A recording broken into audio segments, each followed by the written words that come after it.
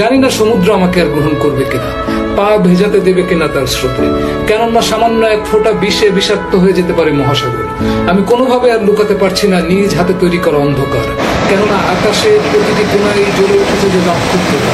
সমুদ্র আমাকে পরিত্যাগ করেছে, শুধু আমাকে গ্রহণ করার জন্য সে তো আর মেরে ফেলতে পারে না তার পেটের ভেতরে শান্তিতে ঘুরে বেড়ানো মাছেদের। আসলে কি তাদের সেই শান্তি আছে আর?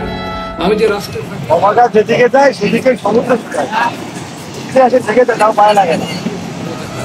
এমন সতর্ক দৃষ্টিতে তারা ঘুরছে যেন স্বপ্নে নিজেরাই দেখা মাত্র নিজেদেরকে তারা হত্যা করবে। নিজেরাই নিজেদের শত্রু হওয়া ছাড়া মানুষের আর কোনো মহৎ উদ্দেশ্য নেই এখন।